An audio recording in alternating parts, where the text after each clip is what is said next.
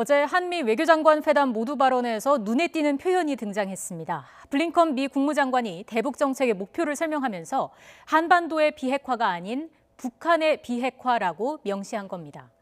사실 이 표현은 트럼프 행정부 때도 간간히 쓰이기는 했습니다. 하지만 바이든 행정부 들어서 더 명확하고 일관되게 등장하기 시작했습니다. 지난달 말쯤이었죠. 블링컨 미 국무장관은 유엔 군축회의 화상연설을 통해 미국은 북한 비핵화에 계속 집중하고 있다고 밝혔고요. 이후에 쿼드 정상회의 공동성명에서도 유엔 결의에 따른 완전한 북한 비핵화라는 표현이 등장했습니다. 그제 일본을 방문한 자리에서도 마찬가지였습니다. 한반도 비핵화가 아닌 북한의 비핵화. 전문가는 바이든 행정부의 전략적 의도가 담겼다고 분석합니다. 함께 들어보시죠. 한반도 비핵화라는 게 조선반도 비핵화랑 헷갈리게 돼 있어서 당연히 북한은 조선반도 비핵화라는 게 미국이 먼저 한국에 제공하고 있는 해구산이랑 확장 억제를 없애야 된다라는 정의를 하고 있어요. 그래서 거기에 갈등의 여지가 분명히 있는 거죠. 바이든 행정부는 명확하게 그것을 선을 긋겠다라는 의지가 그 안에 담겨 있다고 보입니다. 핵우산, 핵무기 보유국의 핵 전력에 의해 국가의 안전 보장을 도모하는 걸 의미하죠. 북한이 내세우는 비핵화는 미국의 핵우산 제거를 포함하는 개념인 만큼 보다 확실한 표현을 통해서 해석의 여지를 남기지 않겠다는 의미로 보입니다.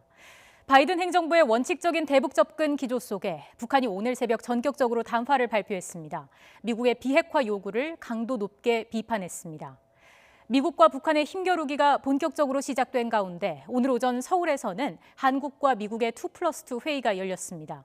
5년여 만에 열린 회의에서 한국과 미국은 북한의 핵 위협 등에 맞선 완벽히 조율된 전략을 강조했습니다.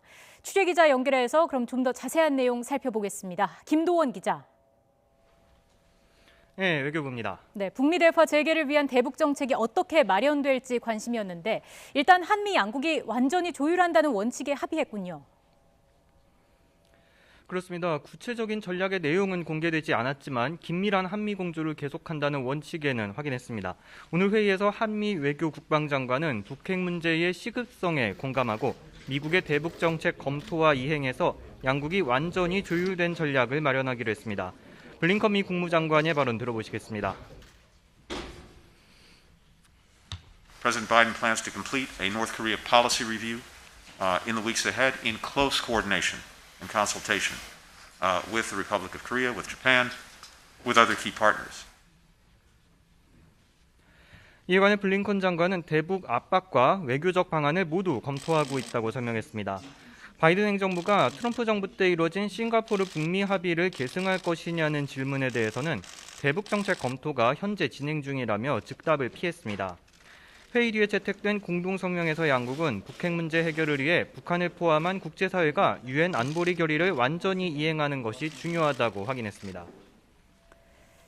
자, 그리고 방위태세 유지를 위한 한미 연합훈련의 중요성도 언급됐죠. 그렇습니다. 모든 위협에 맞서 연합훈련을 통한 합동준비태세를 유지하는 게 중요하다고 거듭 강조했는데요. 대화 분위기 조성 등의 이유로 최근 한미 연합훈련 규모는 상당 부분 조정된 게 사실입니다.